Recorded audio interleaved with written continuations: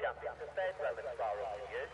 Michael Schumacher, Ed Senna, Jim Clark, Niki Lauda and Alan Prost, to name just a few, have enjoyed standing on the top steps of the podium.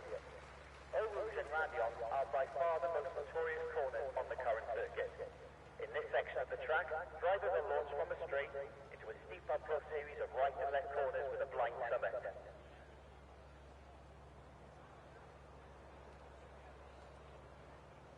The first Belgian Grand Prix was held in 1925 and was designated the European Grand Prix 6 times between 1925 and 1973, when this title was an honorary award given each year to one Grand Prix circuit in Europe. Ferrari has seen a wealth of success here with more wins than any other constructor. Turn 11, unofficially known as Speaker's Corner, was officially named after legendary Belgian driver Jack Hicks in 2018. Good evening everyone and welcome to the Invictus Racing League Tier 2. We are currently racing around the Belgian Grand Prix set in Spa. Very long track, the longest track on the calendar. And some of you with a keen eye may have noticed that some of the drivers are running some interesting liveries tonight.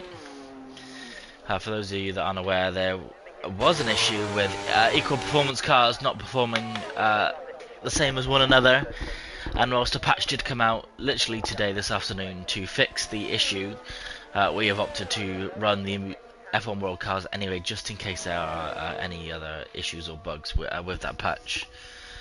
Of course, the patch note said they fixed it, but with EA and Codemasters, they're breaking things all the time, so we'll wait to find out some news from other people before we definitely enable equal performance. But as long as there are no issues in the coming couple of days, then we'll be back to equal performance for next week. A few people in the chat. Matty Rudd said he's not going to break for turn 1. That will be interesting and very awkward if he now takes someone out into turn 1. We've got 13 drivers tonight, racing for their respective teams. Unfortunately, I don't know exactly who's for what team, although I do know that Ruddo and Matty Rudd are on the team together for the Ferraris. Let's have a little look at some of the liveries then. Who's got the nicest livery on the track? Oh, this one's quite nice.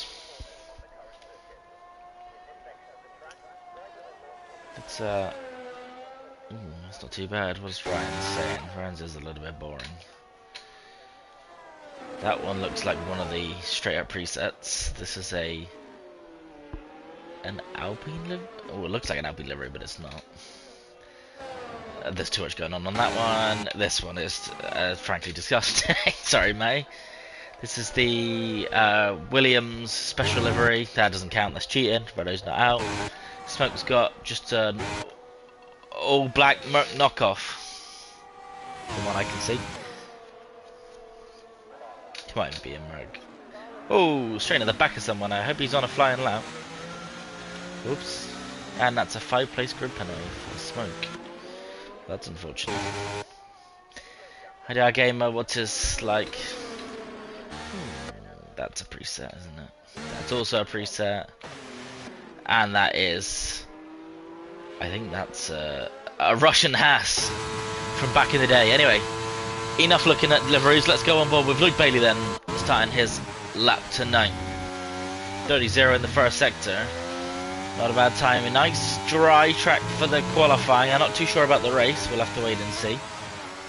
The weatherman's not present, unfortunately, so I have no idea what the race will be. As Luke Bailey goes around the next couple of corners, those wheel covers looking quite nice actually on that car, it must be said. Making sure not to run wide through P1 is easily done, invalidates your time. A lot of people forget warners there through the races. And it's easy to drift wide here, but he keeps it tight on both the corners.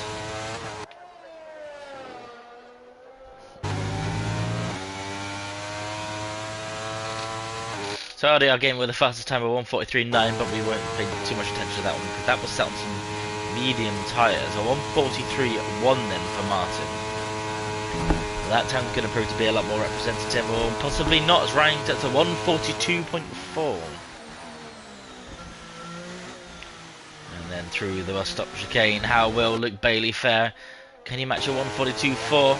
In fact, he can beat a 142.4. That's a 142.0 for Luke Bailey. Luke Bailey's teammate Simon Palmer obviously could not make tonight, as we have Jonas Tasty about to cross the line. That's a 142.3. That puts him second on the field. Not bad. Chicago over the line on the mediums. And that is quicker than Martin's time on the softs, as Alexander goes P4. Next you have Matty Rudd coming up to the line. I'm really not a fan of that decal, must be said. That's at 143.6 for himself. Jasko Curl then out on a lap. Just the final sector to navigate, made mostly up of this one big straight. Both these corners here are flat out, no lifting or braking required. Although in the F1 World Cars then possibly. No, straight flat through both the corners into the bus stop chicane, finding that braking zone so you pick up the apex on the entry and the apex on the exit, which he's done absolutely perfectly. And then a short run down to the line with a 42.3, and that puts himself P2. Let's see Rose decal then. Pretty plain and basic that one, just red and yellow with an E on the side. And yellow's decal, sort of teal light blue colours. Teal and black, I quite like that.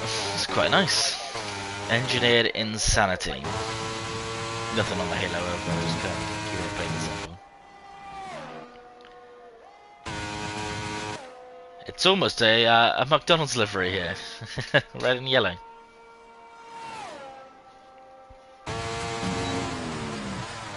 Let's see what kind of time he can set. That is a first sector faster than Luke Bailey's. Oh, he's had a little twitch at the back there.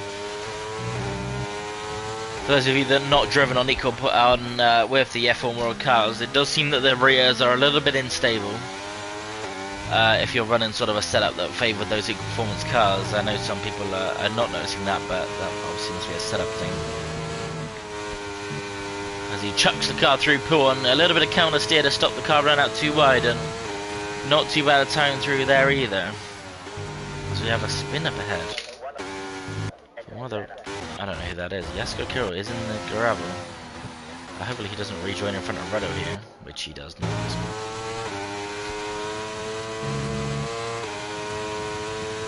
One big long run then, all the way down to the final braking zone in the bus stop chicane.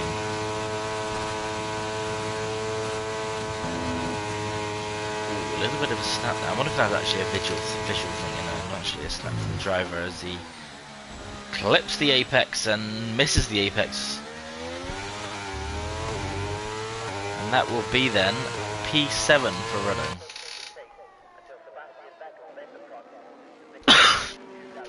Fastest first and third sector, so I'm wondering if he made a bit of a mistake in that middle sector then.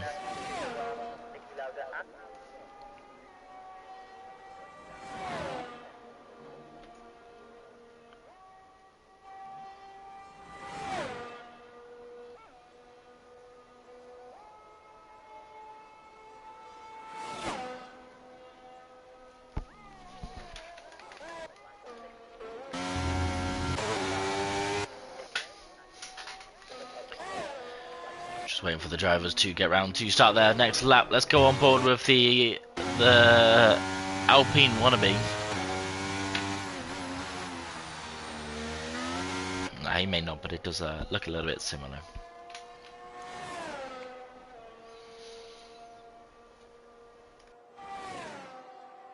He will be the next driver to start his lap.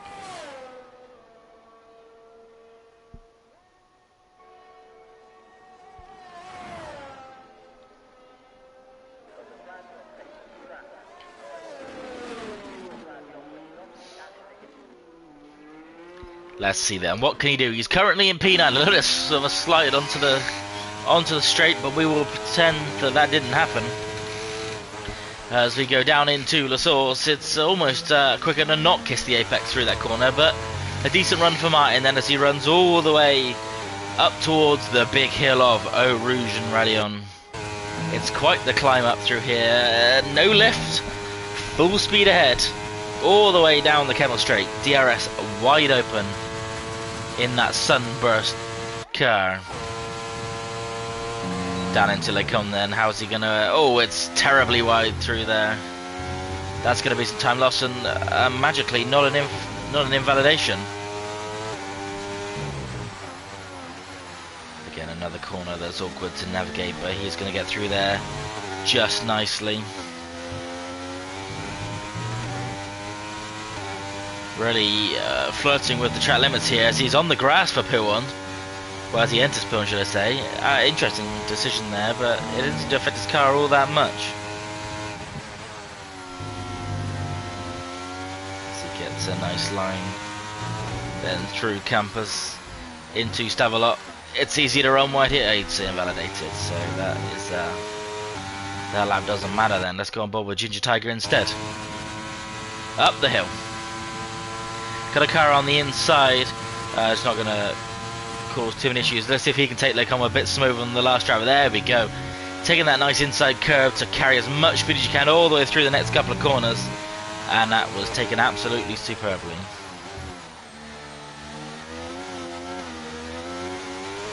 Pin that throttle. Don't run too wide here. A little bit of a lift, but no brakes are needed. And then a chase downhill to P1. Ginger Tiger doesn't opt to put a wheel on the grass, which is probably the more sensible idea, and he lifts a little bit more than he needed to, but track limits are always more important than making a big mistake, as he swings the car through Campus quite nicely, clipping the apex in the pair of them. A lovely exit into Stavelot then, and will he run too wide here? Oh, that was a marginal, but 5 tenths up on his time, which will see him right near the front of the field. So a big long run down the straight through Blanchimont, all the way down to the bus stop chicane. And what can Ginger Tiger do? It's a 142.0 that he's trying to beat. He's going to spot that apex and he's going to clip the second. A 141.9 for Ivan Belov, who is currently the quickest driver on track. But will Ginger Tiger beat that time? He will! Absolutely marginally, but he does go fastest on track. Will his teammate manage to take that position back from him? Yes, he will. A 141.7 then for Luke Bailey.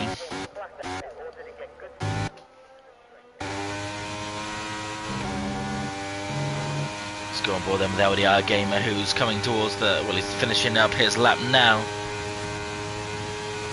Looking to dethrone the teammates of Luke Bailey and Ginger Tiger. Well, it looks like he's backing out of this one.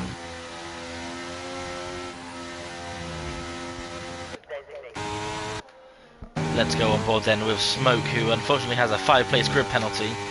Has to lift a little bit through P1, that's never ideal. It's easy to run wide through Campus, but he takes it nicely. Licks that curve on the inside and then sends it onto the curve on the outside. Absolutely perfectly taken. And he is only up by 10/100ths on his time, so we will move on to Matty Ryder, because I don't think Smoke's going to improve too much there.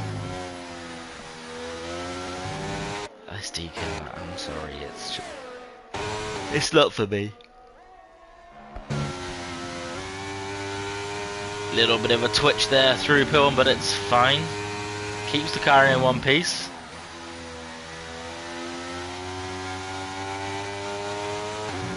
Mighty Red not pushing the limits too much through Campus, but definitely riding some curves around here, and he will not improve on that time either. Smoke did go straight back into the pits. And Matty Rad will maybe see this lap out, but he's not going to improve too much. Don't know if Tasty's on the lap here. Let's have a look. He is slightly up on his time.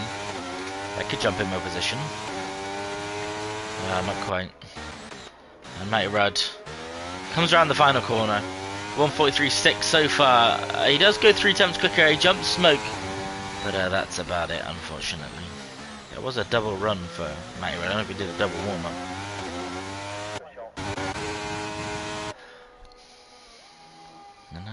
No, is that... In fact, is that...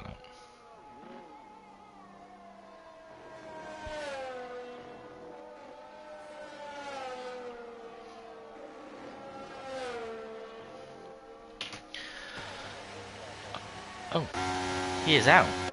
I looked away just briefly, and he's had a bit of a mistake there, and he's broken the car. Quali over then for Alexander Delnick. I looked away ever so briefly, looked back and he was in the gravel without a wheel. Let's see if we can get a word from him. Unfortunately, mate, that was on stream.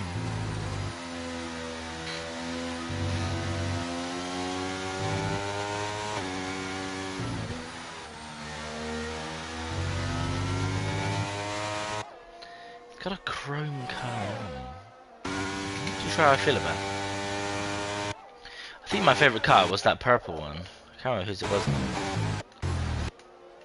No. I can't remember. Anyway, LDR Gamer we will go on board with. I think. Yes, let's stay on board with LDR Gamer. 2 minutes 15 left of the session.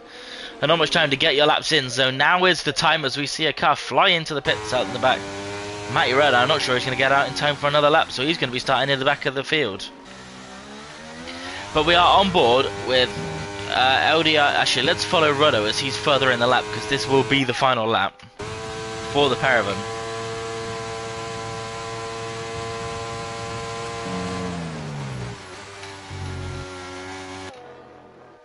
As he keeps it nice and tidy through the source. Elicum, sorry, not the source.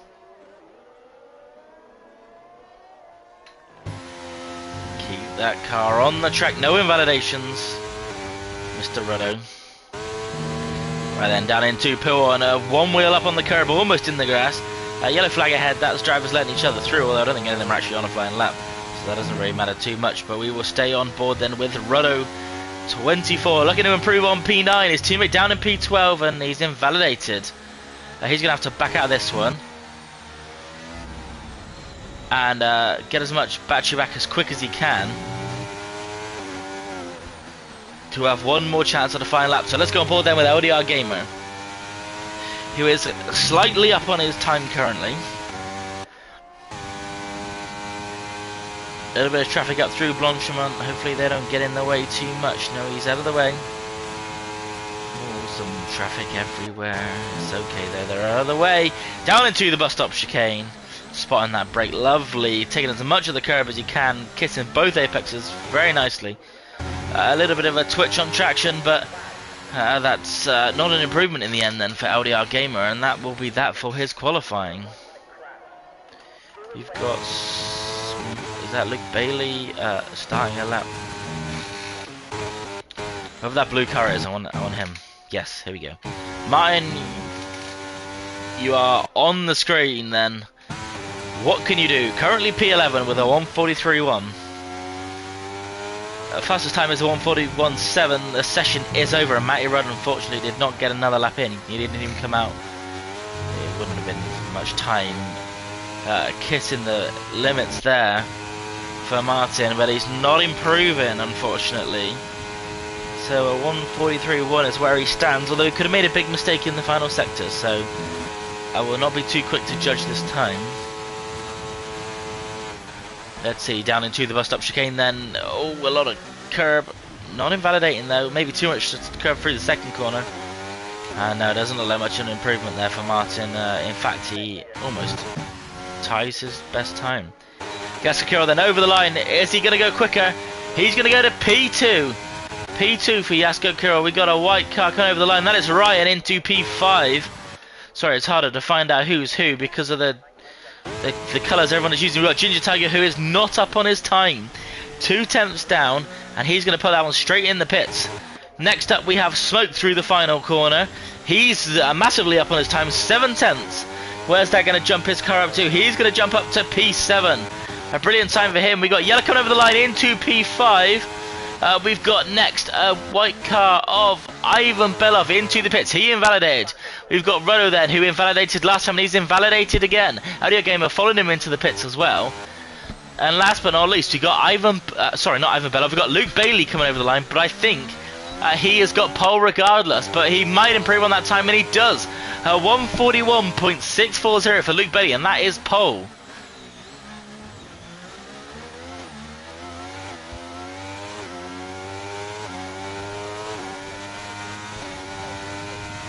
So your pole sitter then for Spa-Francorchamps is Luke Bailey 14.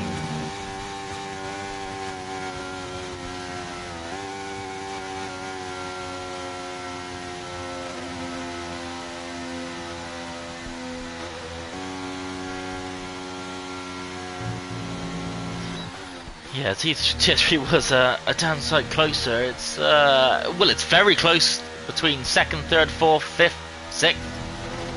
Second and sixth were separated by less than a tenth, but Luke Bailey pulled one out of nowhere there with a 1:41.640. And with that taking pole.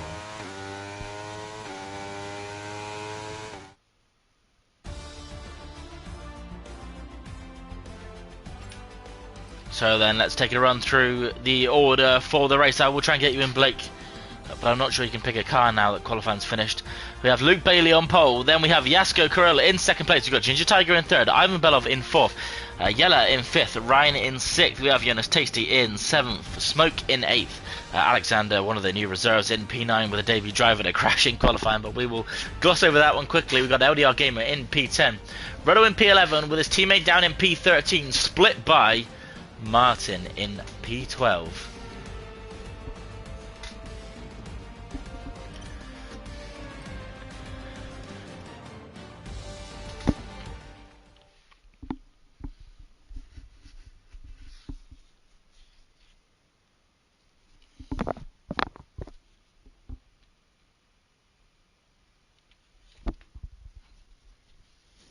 Moment of truth. Do we have a dry or wet race? We have. It's dry, but it looks a bit cloudy. I will try and invite Blake, but I think it's a bit too late now. Unfortunately, it's not even online anyway. I don't know if I have him. And there he is. It's not in alphabetical order. That would be too easy. Nonetheless, an invite sent.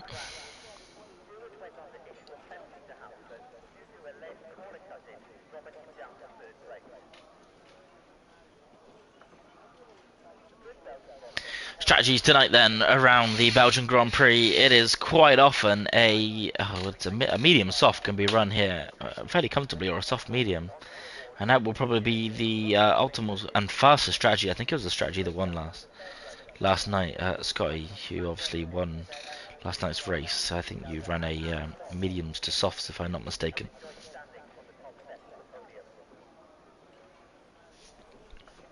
But we shall see what the driver's up for in this dry starting race. I'm not too sure if it's meant to rain through the race, because it looks very cloudy, but it is dry for now.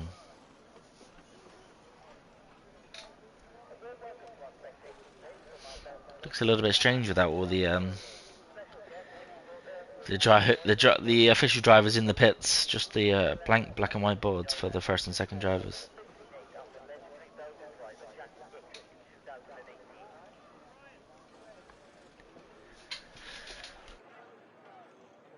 So those of you who are just joining ready for this race, it is the Invictus Racing League Tier 2, brought to you in partnership with Gridfinder. Blake has joined the session, brought to you in partnership with Gridfinder, the best place to find yourself a league, whether that's how you came across ourselves, or maybe our times don't quite fit for you, or you race here and you want another race in the week. Just pop over to Gridfinder and put your details in, and it will suggest leagues that fit around you quite nicely. We are also in partnership this year with Venturi Studios, bringing us all the graphics for this season. Some fine graphics as well. If you take a look at our Discord, which is on our Twitter page, or on our Twitter page, or X page should I say now. Anyway, you'll see those beautiful graphics on display, and Venturi Studios do their own payment systems to get graphics of your own. But we have 5 red lights, and we are away for the Belgian Grand Prix. Luke seems to get not that good a start as Jasko flies through. In fact, Luke's got a terrible start, down into P3. We are contact free as far as I can see, but Luke has really not had the start he would have wanted, as we got 3 wide coming up through the corner. Contact has been avoided, but this is going to get tasty up through Eau Rouge as we got 2 drivers side by side up ahead. Oh, that's going to be contact, and that is a spin. No damage. Oh, there's damage. Never mind. Damage for the rookie driver. Well, the new driver, should I say, and a virtual safety car. Jonas and Alexander both getting collected in that one, unfortunately, and neither driver's wanting to yield through Eau Rouge, and you do quite often see that. But Luke is down into P5. Not the start he would have wanted. So then Luke Bailey with the worst start to the race out of the drivers that have not caused, well, not got involved in any incidents. We have obviously Alexander and Jonas both missing out 4 and 6 places, but that was due to the contact. With the top 4 all making up a position but staying where they were respectively.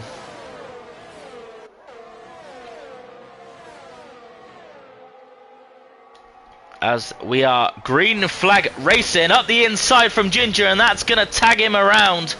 And he's going to spin first place, reversing across track, across the field. A bit of a dangerous rejoin there for Ginger Tiger. And that gives, Invictus, I say, the Ivan Belov, the race off the lead. And it is a safety car number 1. And we've not even had a retirement yet. Messy indeed. Messy indeed. Scotty Designs coming in the chat. He is the owner of Venturi Studios that we were talking about. To cut the promotion short because of the race start, Venturi Studios have several packages you can purchase, whether you want custom F1 cars, F1 My Team cars. They do a range of packages, old and new, some interesting designs, but also some old classic designs. I think I've seen some very, very old school McLaren designs in there.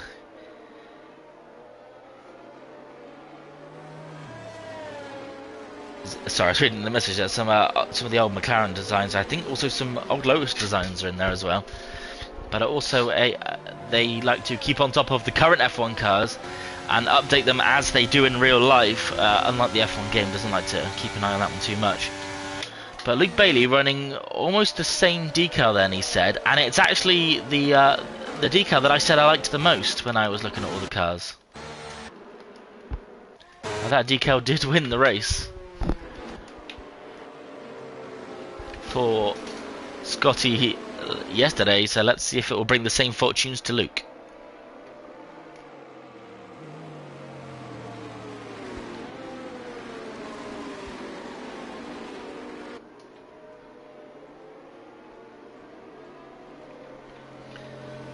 More pink, mine was more purple. Yeah, I ran a purple and black. It's like a classic, like, you know, where I guess a dinosaur really. You know, when they like swipe at something and take a big claw chunk out of it. It's quite similar to that sort of style. Not too sure what it's called in game.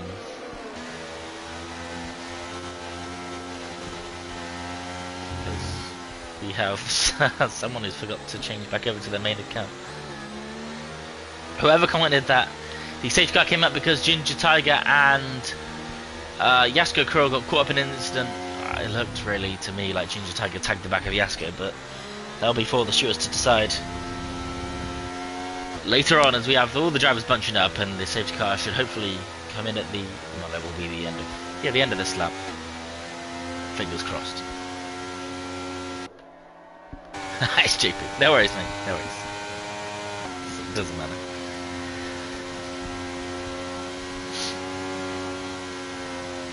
Is it? It's not in this lap. It's going to run another. Oh, yeah, of course it always does one extra lap, doesn't it? Whether they've called up or not.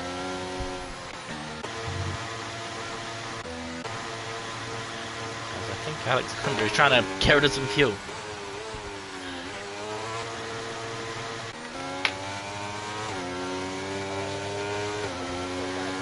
Let's see then, as we run through one more lap, we shall take a look at the current standings for Tier 2. We have currently leading the way Ryan LFC, who is down in P5, with Ivan Belov in second, who is currently leading the race. Ryan is on 50 points, Ivan on 48, so he needs to outscore Ryan by just a couple of points. So really, if they're this far forward, just by a position will do that. Yella in third on the road and in the championship, with Smoke in fourth place. He's currently down in P9. Smoke obviously having mixed fortunes this season so far. From highs to lows, most definitely. As for the Constructors' Championship, we currently have the Mercedes drivers leading the way. They are Smoke, Wait, hang on. Smoke and smoke's not quite. Oh, smoke and yellow. Sorry. The graphics hide the colour of the car because of the yellow is third in the championship. So they are currently leading the constructor championship with Red Bull in second place. That being consisted of Ivan Belov and LDR Gamer. So good points being scored so far as it stands for those constructors constructors drivers leading the way.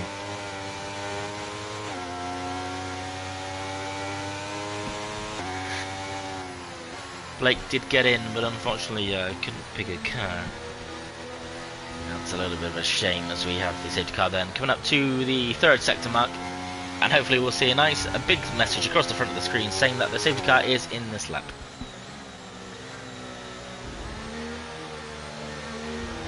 And there it is. So Ivan Belov will back off and allow that safety car to get his way into the pits. Those of you that do not race or have not raced for a long while, the safety car will peel into the pits, but if you follow it a bit too close, your throttle will get limited as you try and make a dash. And so we encourage drivers to leave more than enough space so that does not happen, and Ivan is actually looking a little bit close here. But let's see where he's going to decide to send off the car. We got the blue and black livery, which is probably my second favourite. All over the back as Ivan does go early. Oh, that looked like a little bit questionable of a restart there. That was dangerous. A really dangerous restart there. I think he got some throttle application glitch there, because he definitely went and then slammed the brakes up where he got let out the throttle. Anyway, we will digress. The owner's making a position on Smoke. We've got the leaders then running up through Rouge and Radion. Is there going to be a change of position? It looks so far like Ivan might have got a good enough run, although Yellow is looking to take that first place away from him with quite a nice run. He's going to slap on the ERS, I expect. He does so. He pulls to the inside of Ivan Belov. This is for the lead off the race. Oh, there's a little bit of contact and Yellow goes round. Now we'll see him fall to the back of the grid. He does wait for everyone to go past before he rejoins, but that is disaster for Yellow as he falls to the bottom of the grid. Something happened with Jonas as well. I didn't see what happened there. I didn't really get a good view of that one on board. It looked like a coming together with two different lines, and Ivan Belov will stay in the lead of this race, but Luke Bailey is only 2 tenths behind. Looking like it's going to be a busy night for the stewards indeed. Bailey then, with all the misfortune of cars ahead, has made up for that poor start. And he's now into P2, as he is currently the fastest driver on track.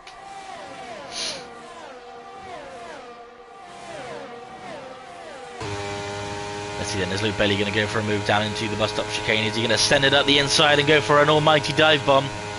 Let's see, he's using overtake, he's thinking about it. But he's going to be sensible here and not go for a move, and neither does LDR Gamer. They're all playing it nice and sensibly behind.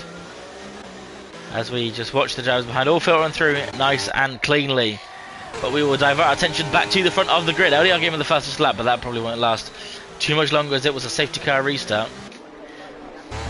Jonas does have damage, he is in the pits, but 3 tenths behind is Luke Bailey in that coveted decal that apparently is going to win in the race according to Scotty. Let's see what he can do then. Up through Eau Rouge. He's got the power pinned, and Ivan Belov is going to have to go defensive again down into Lecombs. Is he going to go for a move? Luke, he's thinking about it. He's going to send one little nose up the inside. No, he's going to be sensible and not go for a move then as the cars filter around the corner. Everyone keeping it nice and tidy through there. Let's change this back from position change to tyres then and have a look at what the drivers are running. First to 6th, all running medium tyres, probably the optimal strategy, medium to softs. Matty did go on softs, so he's probably done that so he can get a few positions gained off the start, as he did start at the back of the grid. So I pressed the wrong button there, sorry.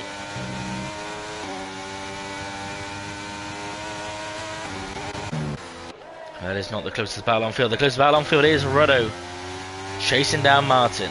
But although he's just dropped off a little bit there, and Martin going a little bit quicker than Ryan ahead.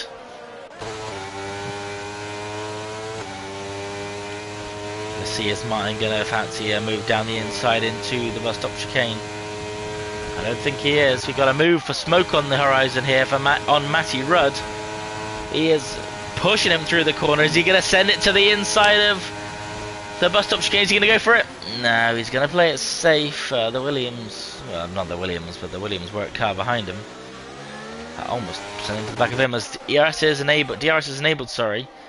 And we'll divert our attention back to the front as Luke Bailey's going to try for an easy pass, you'd imagine, up the Kemmel Straight. Let's see what he can do.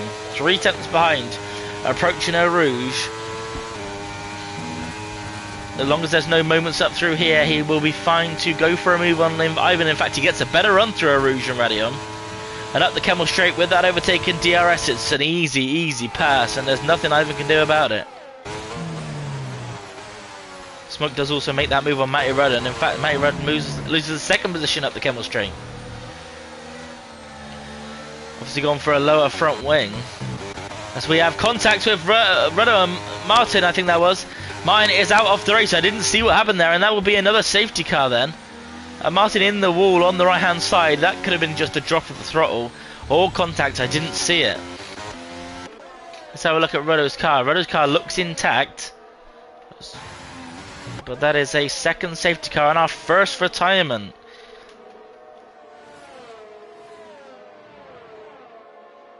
I'll see if we can get a word from the driver to find out what happened, whether he lost that one on his own or it was some contact.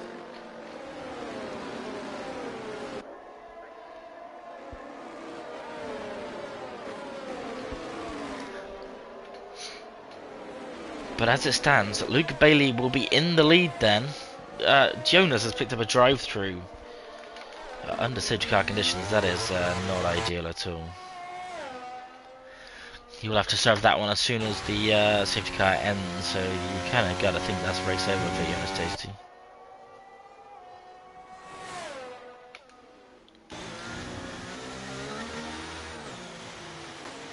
This will be one then to shake up the strategies. All the medium runners are going to come onto the hards here, and I think the softs might come in as well. It's going to be everyone on hards, other than this man here on his debut drive, Alexander Delnick. He will be going longer on those mediums and pitting for the softs. An interesting decision, one he might live to regret later on. So we have Ivan Belov coming out on soft tyres. They aren't going to make it to the end, you don't think? Smoke out on mediums. They should go to the end, but they will definitely be a bit cooked. But there ain't no way those softs of Ivan's going to the end. Yasko Kirill then and Alexander, the two what looks like Williams drivers. They might be, I'm not too sure. Not pitting here, going for the opposite strategy.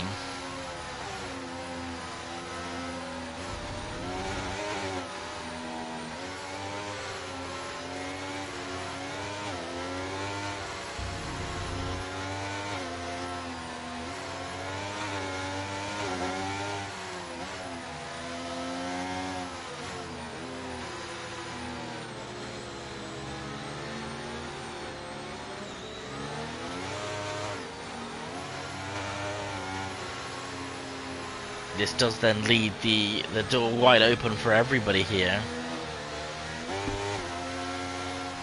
For the strategies.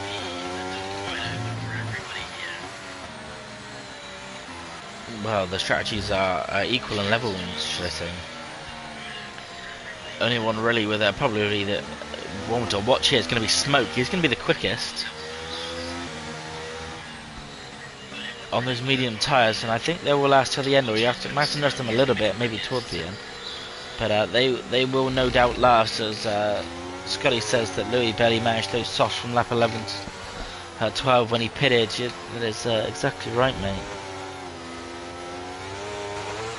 So those softs for Ivan, whether that was a mistake or not, they aren't happening. Yeah, I've sorted that, Scotty.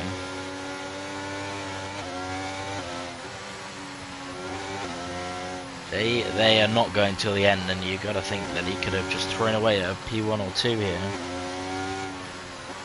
gone onto those soft tyres.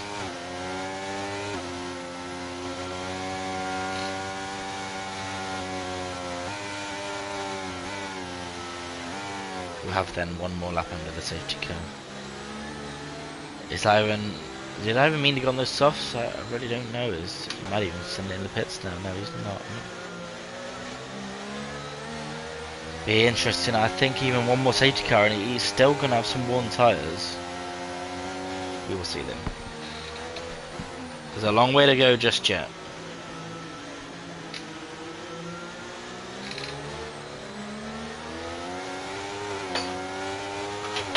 Ah, I've dropped my phone. God damn it.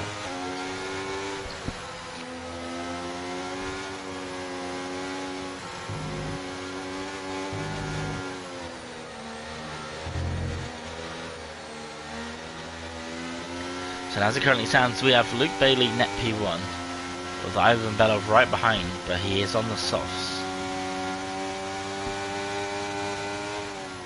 Be an interesting one to see.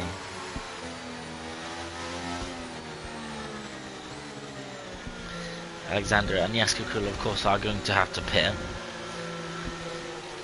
But I think the tyres will probably be pretty similar, really, between 6-lap old mediums and fresh hards.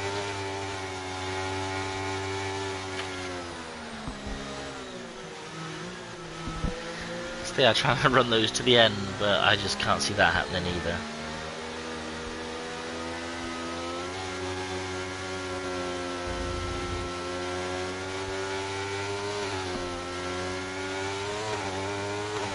These laps under the safety car, they do feel like forever around Belgium. It's 1 minute 30 already, and we're not even into the last sector yet. Let's see how this restart is going to go then for Alexander. He's going to have to be a little bit more careful than the restart from Ivan Belov, as it did look a little bit like he called up the safety car too early. Let's see.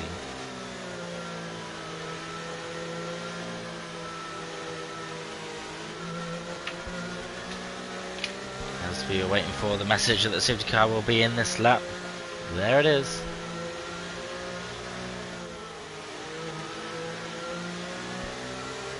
Let's see then, is Alexander slowing down a little bit more? It does look like he is, yeah. Pulling a bigger gap.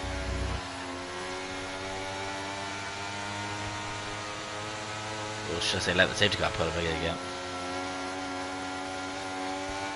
before getting on with it, because he does not want to catch that safety car again.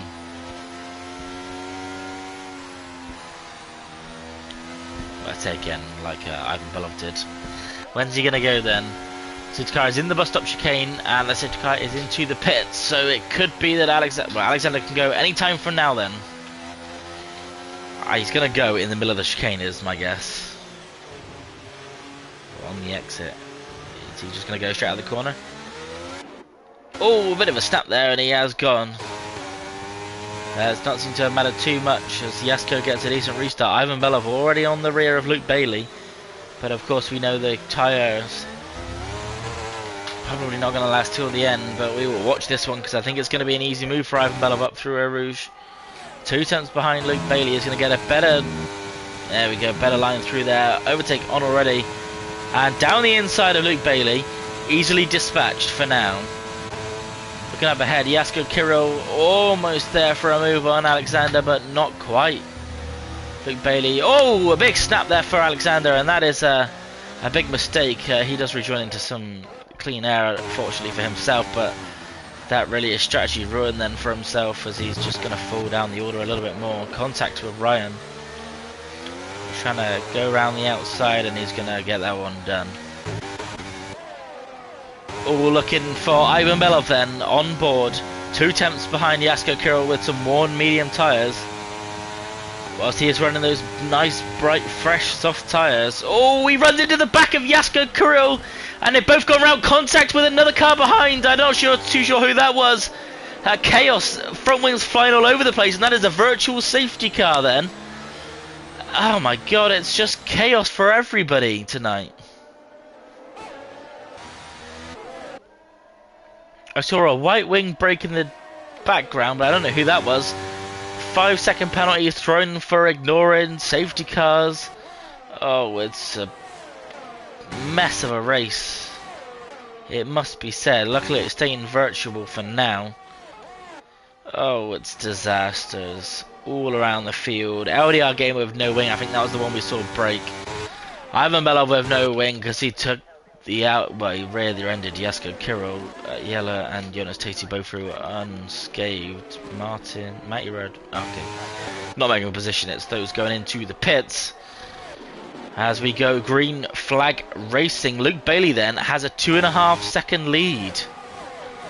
After all the contact, Jonas Tati retiring in the pits, he had a drive through, so that's not a surprise. Ivan Belov and LDR Gamer in the pits then, and Luke Bailey sailing ahead of Ryan LFC and Alexander Delnick, as we have Ruddo going for a move on Jasko Kirill around the outside. It's not gonna be, but Ruddo doesn't quite get the last line through there. Is Jasko gonna go for a move down into the next corner? It'll be a brave one to go for. No, he's gonna play it sensible as Ginger Tiger picks up 3 seconds. That will be for track limits. As Scotty saying told you that Luke Bailey's decal is the winning decal. It's certainly looking like that could be a possibility now, Scotty. See on board then with Smoke, who we were saying had probably one of the best chances. Those fresh softs, mediums, sorry, they should go till the end okay. He'll have the pace advantage for a good few laps, but he's going to have to make his way through the field a little bit quicker if he wants to make too much of an impact on those. He is right behind Alexander, who is on those warm medium tyres. He does run a bit wide there, and that will allow Smoke to run all the way down to the bus stop chicane.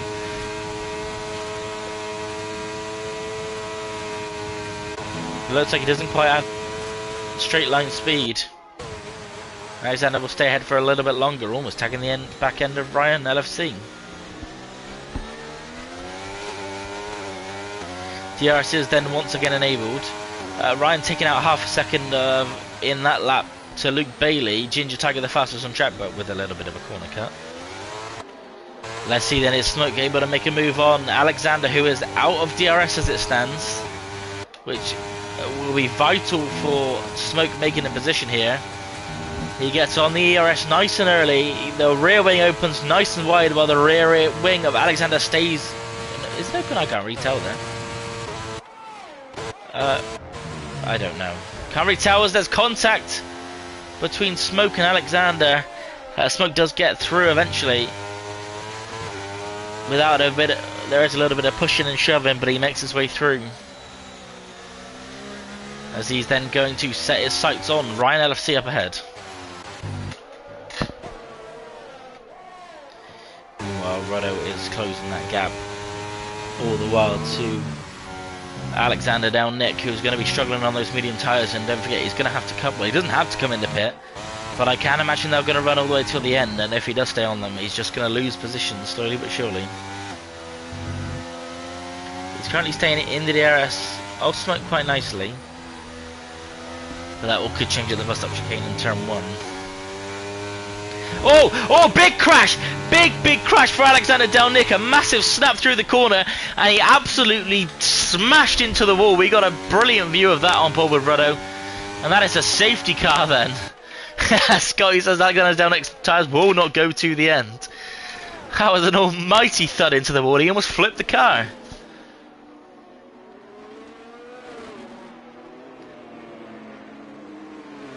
Martin did say that he spun the car. Ruddo is going to go into the pit. They're all going to dive into the pits here for some soft tyres. Well, that was a mighty thud in the wall, that's for sure. As I'm assuming they're all going to slap on the softs here. Medium's gone on for a couple. Interesting. I would go for the softs here. Go on, Ruddo, go for the softs. Mediums. No one going to gamble here. Oh, Jasko Kirill, this is what we like to see. A gamble on the soft tyres. Good man. LDR Gamer, if he's sensible here, we'll go for another set of softs. Yeah, exactly that.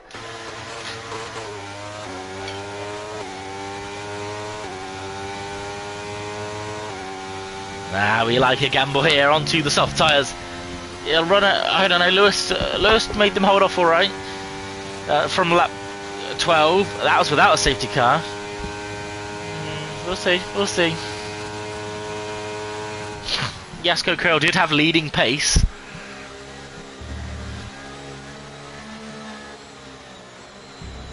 So we will see what he can do then.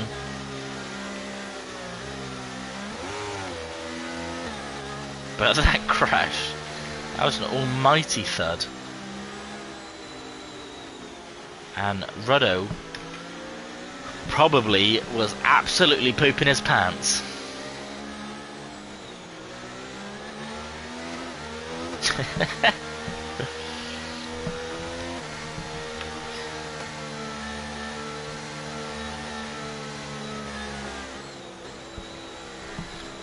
So mediums, Mikey's saying the mediums will sort of, this is sort of really the most the mediums can do.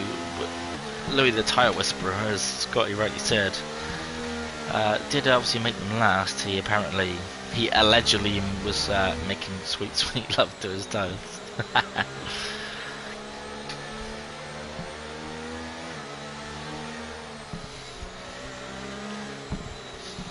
But this is going to be interesting then. We've got Ginger Tiger leading the field on 5-lap old hard tyres. Scotty saying his hards felt dead on 13 laps. That was running with a full tank of fuel, mind. Or did you go onto hard second? I'm not too sure.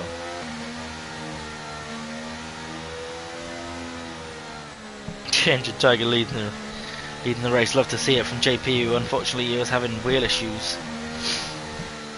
I don't want to trample on your parade too much, JP, but I just don't know how long that's going to last. Scotty did a medium to hard. Interesting. I don't want to trample on your parade here, but I think Ginger Tiger's going to get swallowed up quite quickly on those older hard tyres. As well as carrying a 3 seconds hamper, that doesn't help either.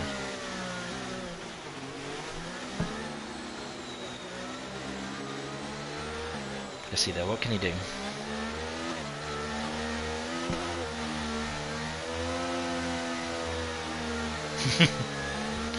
Maybe another safety car, you never know, you never know. Oh, well, I think we've had 3 now, so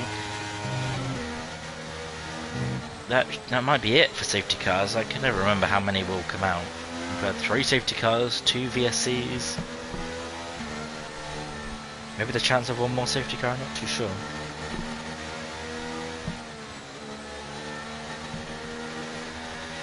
But we are then waiting for the ever long drive all the way around this track, which takes bloody forever.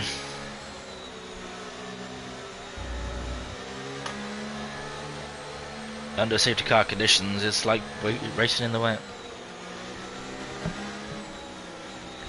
I think the VSCs and safety cars are completely independent of one another.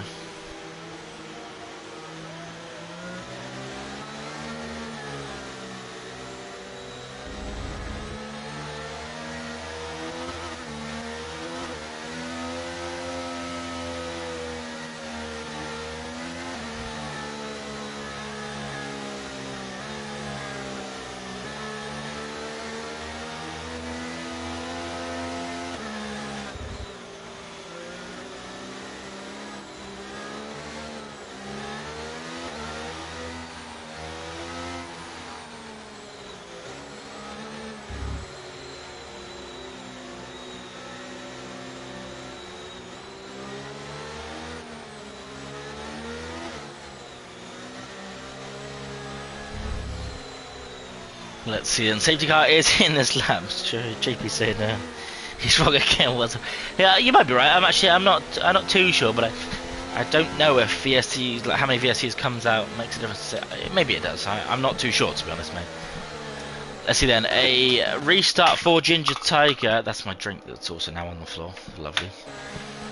Hoping for a safe restart here. The Ruddo brothers looking for a good race possibly here, Mikey says. Amulet Man saying, supporting Yellow in the chat as well, who is currently in P7 after a couple of collisions. But Ginger Tiger is going to go then, quite early, down way before the bus stop chicane, and you have to say that's really quite caught Luke Bailey out.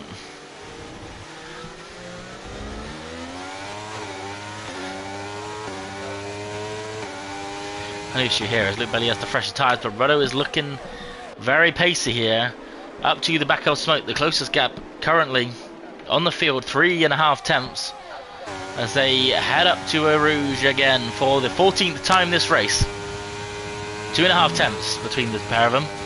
And he might even go for a move here before we get DRS open. He's used a little bit of ERS, but he's going to not bother wasting that too much. He's going to just stay in form and stay behind, I think. Yeah, exactly that. But he's following very, very, very closely as Jasko Kurl picked up 3 seconds for track limits. Yellow looking for a move then on Jasko, who probably ran a little bit wide there. But these drivers are nose to tail with one another. Jasko Kurl right behind Ruddo, who is right behind Smoke. Luke Bailey's bridged that gap of what was nearly a second to Ginger Tiger quite easily with the quicker tyres, I'd imagine. A little bit of contact at the back there. Was Jasko Kurl going around the outside of Ruddo there. Brilliant move. I'm not too sure what happened to Ruddo there. He lost a little bit of time, although Jasko is on those soft tyres.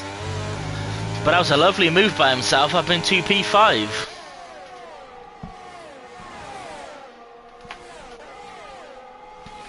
So let's keep an eye on the front of the field here. Ryan LFC just a tenth behind Luke Bailey.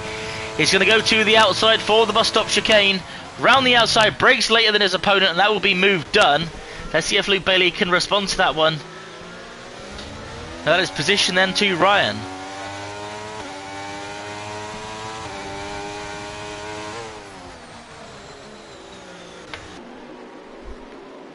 Well, lovely stuff from Ryan then, and that is a move up into second place. Possibly P1 by the end of this lap, as he is right behind Ginger Tiger. Almost pushing him through Eau Rouge. Make sure he doesn't get too much of a snap in the dirty air, but he's going to go to the outside up the Kemmel Straight. And that'll be race lead for himself. Luke following through as well on Ginger Tiger. Both of them clearing the driver. Oh, Luke almost goes into the back of Ryan there. Move done though for the pair of them. That was without DRS.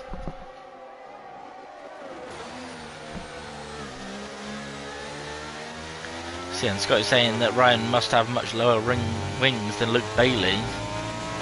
Let's have a little watch on board and see if Luke's able to carry a bit more speed through these corners here. It is. It does look that it's about level. Maybe his wings. Yeah, his wings probably are slightly lower. I don't know. It's hard to tell. It's Jasko Kurl then looking to make another unorthodox move. This time on Smoke after passing Ruddo in a very unusual position.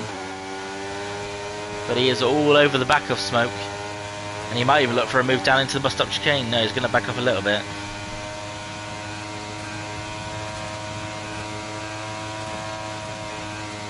Let's see. Luke is only 2.5 tenths behind Ryan, but I'm assuming he's going to keep it all in order there. Yellow making a move on Ruddo, but it's not quite going to stick. He in fact goes fully off track. Almost tags him for good measure, and Ruddo will keep that position. Jasko, who's dropped a little bit back from Smoke, who is really all over the back of Ginger Tiger on those worn hard tyres.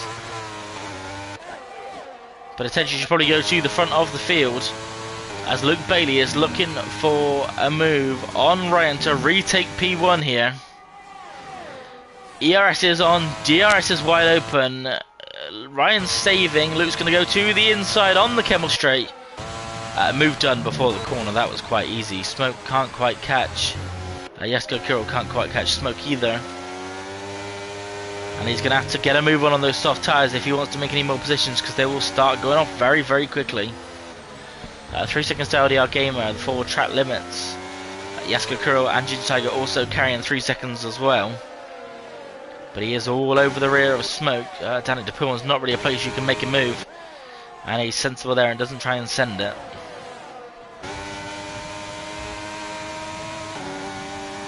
He is getting a good line though through the next couple of corners, and Luke and Ryan need to work together to break away, then fight. Yeah, it could be a good shout. Ryan falling 8 tenths behind. Jasko really does have the traction through the next couple of corners though. And he's going to chase Smoke down the hill. In fact, he's not going to chase. He's going to overtake Smoke down the hill, I think. Let's watch this one on board with Ruddo. Ooh, to the outside of Smoke then. He's got him under braking. Keeps his nose on the inside. He's going to have the better traction down on those soft tyres, but it's not quite over yet. They're going to be side by side. Running out to turn 1. Ruddo's going to make it 3 wide into turn 1. And they're all going to get through without contact, I hope. They do exactly. Oh, a little bit of lag, I think that was actually, not contact. As we have a spin for Ivan Belov. He's gone round. Hello from Austin. Welcome to the race. We have Luke Bailey leading. Ruddo 2 tenths behind Ginger Tiger. Then he's going to go for a move round the outside. And Ruddo's came alive here. A double move into turn 1. And then a move up the Kemmel Straight as well. And that is P3 for Ruddo.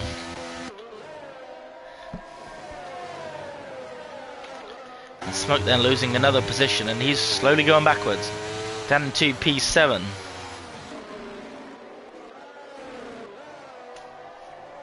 A brilliant move from Ruddo down the inside. Everyone being very cautious and making sure not to cause any contact. But Ruddo sees himself up into P3 now then.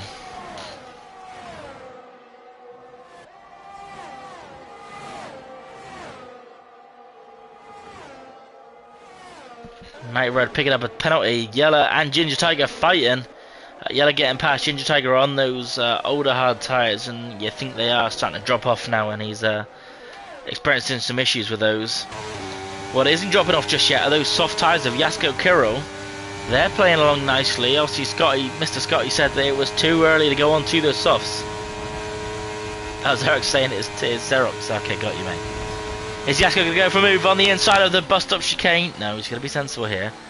But what must be noted is Luke is running away with this one, 2.5 seconds clear. He was fastest in qualifying, and it looks like he's fastest on the track as well. Jasko losing out a little bit under traction out of the final corner, and yeah, as you see, Ruddo slightly pulling away there. He may well make the move, although Ruddo's got ERS to play with, but you think the traction's starting to go out of those soft tyres and they're starting to fall away from him. He'll get the DRS on the rear wing open, but he's got no ERS to play with. Is he going to send it up the inside? No, he's going to be sensible and not send it here. And you think that Ruddo, this one is his to lose then in P3, as Jasko is definitely struggling with those tyres.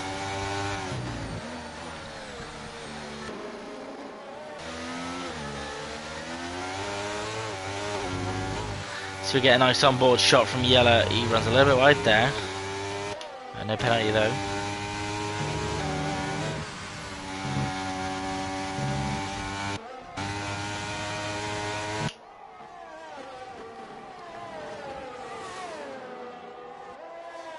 I'm not too sure then if Jasko's tyres are dropping off or not. It looks like in the heavy traction zones the rears are a little bit slippy, but through sector 2 where you need all the traction and really all the downforce, he seems to be running suitably. He's only 4 tenths behind Ruddo as it stands.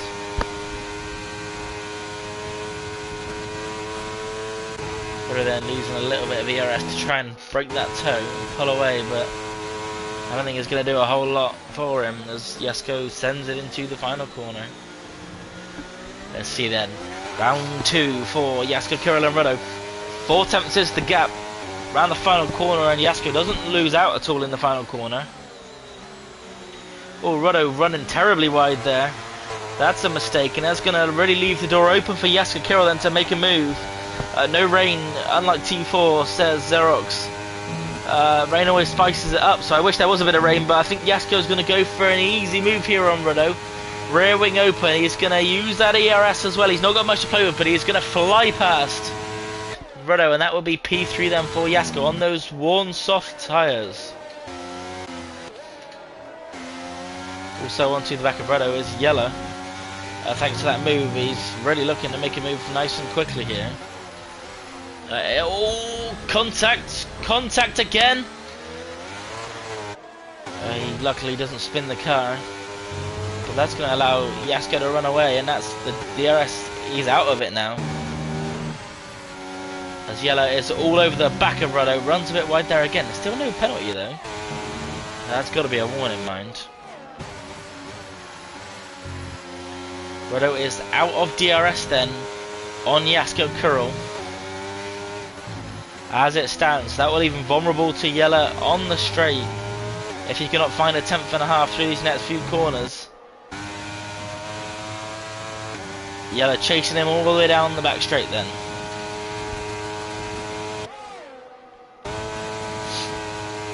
Rodo is importantly still out of DRS.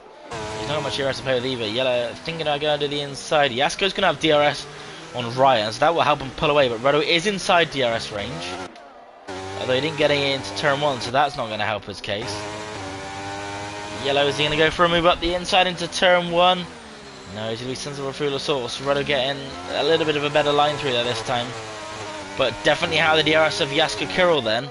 We're going to probably see a double pass on the Camel Straight. One for second position and one for third position. Fourth position, sorry. As Yella is alongside before they even get the DRS open. And that is move done. Is he going to go for it? He's going to send it up the corner. Ooh. Contact avoided quite carefully by Jasko, and he will stay in P3. But Yella is past Rodo then. Yella looking almighty quick on those medium tyres.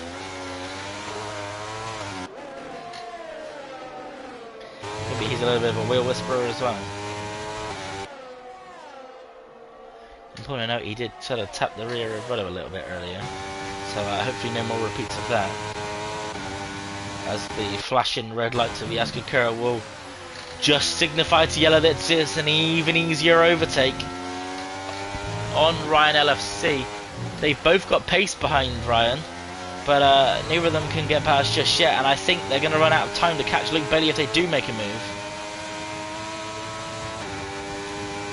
Yella might even make one move down into the bus stop chicane, which would not be a bad idea because that will put him on for P2. Oh, lag. A little bit of lag there for Jasko Kurl, and that is position lost. Well, that was a bizarre one. So you have a yellow flag, that's LDR Gamer going around at the back. Very bizarre then. And that's position lost for Jasko Kurl, and this will give Yella an easy run on Ryan up the Camel Straight. How bizarre. Let's see then, Yella, a nice tidy line there, no lifting needed. You know he's in the dirty air and you think he's just going to sail past Ryan here. ERS on, DRS wide open. Ryan just can do nothing to defend. Now the question here is Yella a second and a half quicker than Luke Bailey?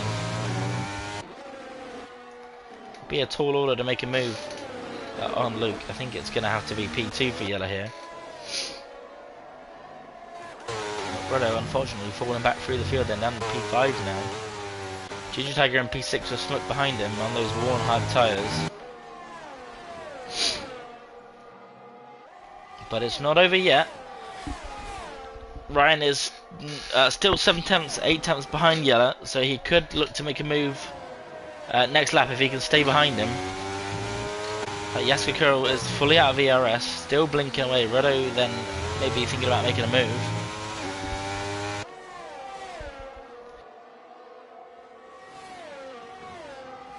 But I think Yella is going to pull a second by the time it matters. He's only 1.6, 1.7 behind Luke Bailey. He's got some serious pace here. Rodo to the outside of Jasko Kurl into the bus stop chicane. Leaving each other plenty of space, and that is move made. Oh, a little bit of a slide out the corner. But he's going to keep the position, is he? Yes, he is. But you think he's going to be vulnerable here. Up the Camel Straight. 1.8 Yella is behind Luke, but I don't think he's going to catch him quick enough. Let's see then. Can Jasko get past?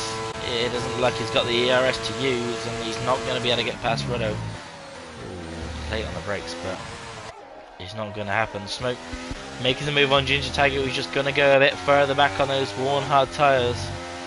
As Yellow's obviously had a mistake there because he's fallen quite a bit behind Luke.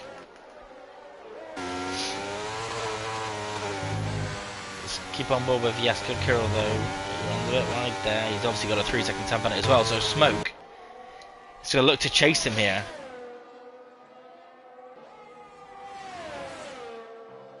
If Smoke can get within that 3 seconds of Jasko Kirill, that will be a position for himself. Ginger Tiger's carrying 5 seconds, but I think that is possibly removable, although he does have a 3-second time penalty as well.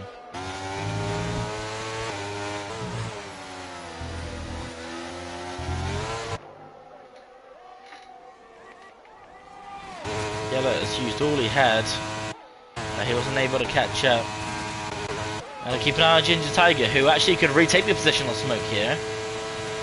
Although it wouldn't be for the position in truth.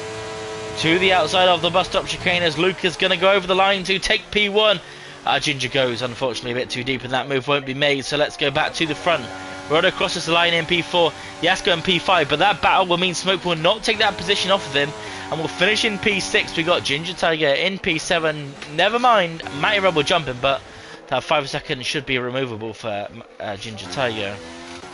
And LDR Gamer then crosses the line in P10, and Ivan Belov, who at one point looked like he was on for a race win, will finish at the back of the field.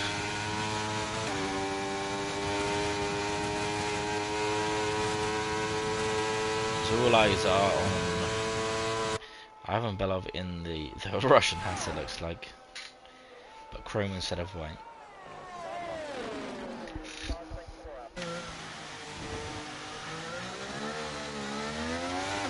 And race is done for Ivan.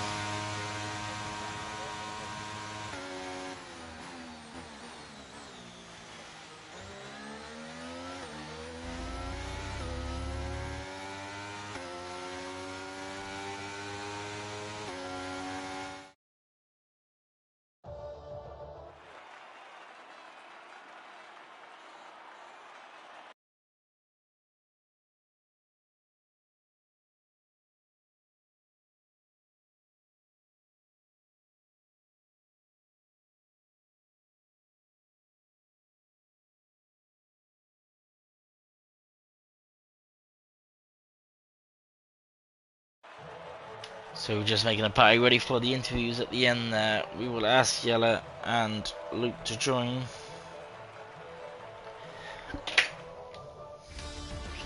But the final standings are Luke Bailey in P1 with his magical decal according to Scotty. Yella in P2, Ryan in P3, Rodo in P4 after getting the move on Jasko Kirill. Well, that was thanks to the from Tampering. Smoke in P6, Matty Rudd in P7, Ginger Tiger in P8, LDR Gamer in P9, Ivan Belov in P10, and 3 DNFs at the back of the field for Alexander Delnick, Jonas Tasty, and Martin.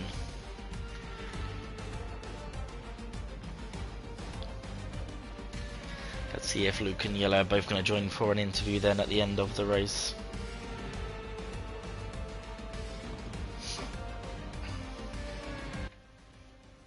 We got one driver in here, just waiting for one more. And we will move on to the interviews.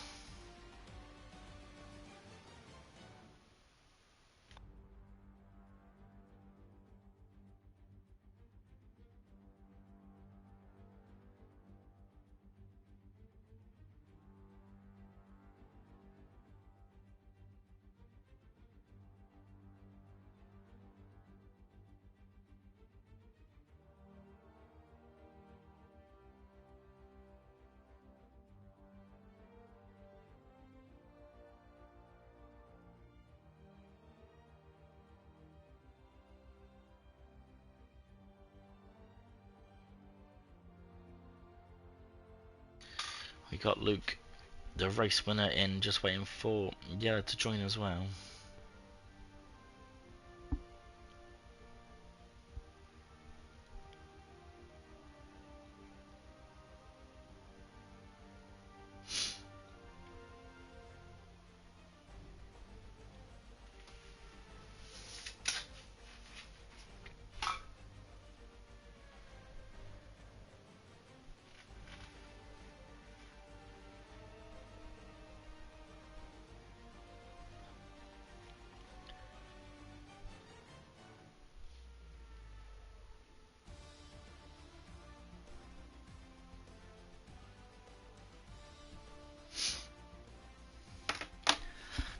waiting then for Yellow. Like I said, he's just firing up the PlayStation.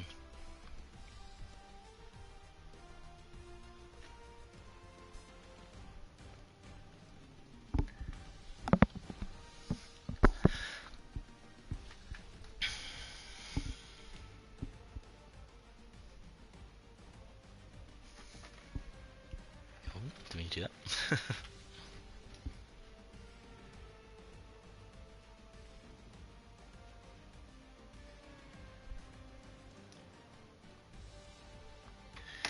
Yellow says we can get on with it. We'll start the interview then. We'll go to Luke Bailey, who was our race winner. Luke, not the best start to the race. Obviously, you got a nice pole and you looked like you had the pace, but what happened on the race start? I think I just got a poor getaway. Just got absolutely pounced into turn one. Went from first to fifth. So, yeah, not the best of starts. Yeah, it wasn't ideal, and we were a little bit worried at first whether you were going to be able to climb back through the field, but both pace and unfortunate incidents ahead sort of allowed you to climb back up through the field. Yeah, I thought I went a little bit safe with the wings, but on the straights it seemed, I think I still went low compared to some, so I was a bit surprised with that. So I just kind of thought, just be patient, and I think it'll definitely come at some point, but a couple of incidents made it a little bit easier. I think at one point you had 4 cars in front of you. I think at one point all 4 cars were caught up in something. Yes. So it did make it a little bit easier, to be fair.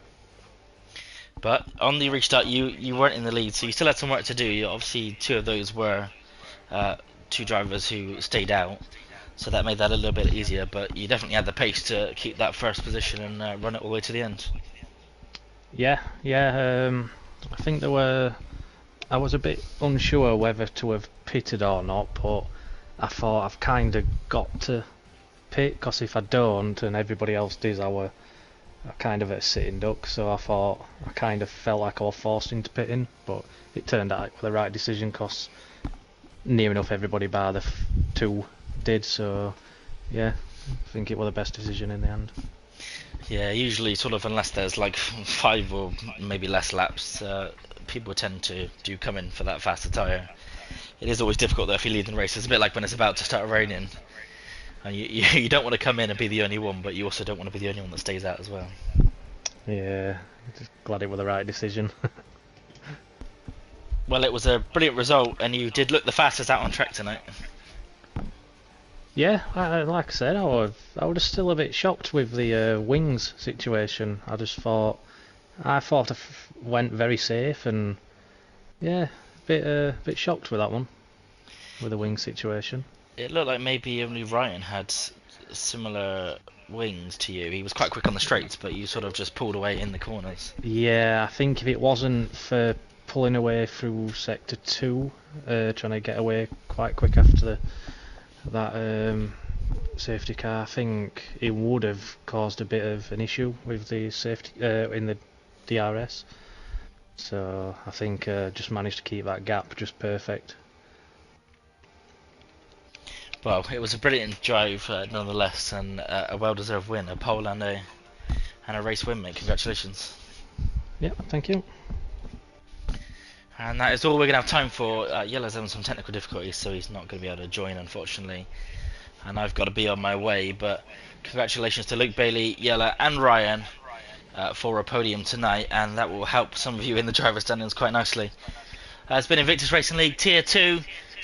Tomorrow night we will be joined by JPH and Bruce Lee Hardin for their cover of Tier 1, and the night following that will be RP, also with Mike, it's not Mikey, it's JPH and somebody else I can't remember off the top of my head. But nonetheless, tune in for those 2 races, as they will be the last 2 rounds Spa, and hopefully then from next week we will be back in the equal performance cars, and it will be easier to keep track of the standings and who's doing what. But congratulations to the drivers, and that will be all for tonight.